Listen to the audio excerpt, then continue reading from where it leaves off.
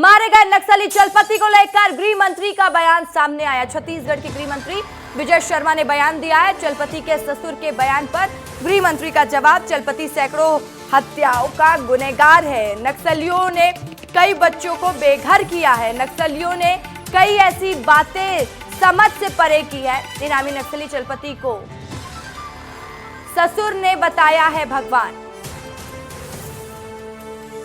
हम हैं लोगों के बीच में और भ्रम फैला कर रखा हुआ है। किस तरह से जिन्होंने स्कूलें नहीं बनने दी, जिन्होंने सड़कें नहीं बनने दी, बिजली पानी नहीं पहुंचने दिया, बच्चों को बेघर करके रखा, सैकड़ों की हत्याएं कर दी, ये कह करके कि ये पुलिस से मिले हैं, तानाशाही कराया पूरे जंगल के बीच में। किस तरह से इस बात को कहते हैं, ये समझने का विषय है भी।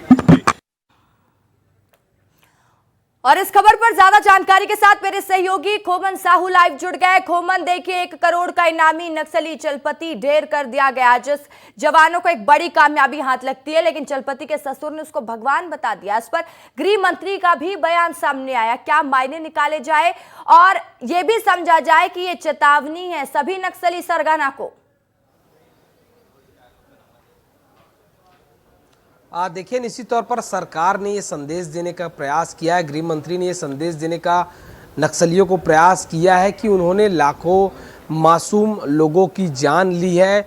जो चलपति है उन्होंने कोई बड़ा काम नहीं किया है। जिस तरीके से उनके ससुर ने उनको भगवान बताया, उसी पर उन्होंने तंज कसा है और दूसरी ओर ये संदेश देने का प्रयास किया है बाकी नक्सलियों को कि सुधर जाइए, कि आने वाले दिनों में इसी तरीके से छत्तीसगढ़ सरकार और भारत सरकार और सुरक्षा बल के जवान जो है वो अटैक करने वाले हैं। क्योंकि बहुत सारे ऐसे लोग हैं जिनको बेघर करने का काम जो है चलपति ने किया था। इस तरीके की बात कही है, उन्होंने स्कूल बनने नहीं दिया, बच्चों को पढ़ने भी नहीं दिया, गृह मंत्री ने कहा है। उसके अलावा उन्होंने कहा है कि सैकड़ों लोगों की हत्याएं हुई है। पूरे जंगल में जिन्होंने तानाशाही रवैया अपनाया था, उनके खिलाफ ऐसी बातें कहना समझ से परे। तो कुल मिलाकर समझा जा सकता है जिस तरीके से नक्सलवाद को खत्म करने के लिए अभियान चलाया जा रहा है रसिका, आने वाले दिनों में ठीक इसी तरीके के और ऑपरेशन और चलाए जाएंगे। क्योंकि जिस तरीके से गृह मंत्री ने कहा है कि आने वाले दिनों में बस्तर, गरियाबंद तमाम जगहों पर नक्सलवाद को खत्म करने का काम किया जाएगा। इस पर अलग अलग तरीके से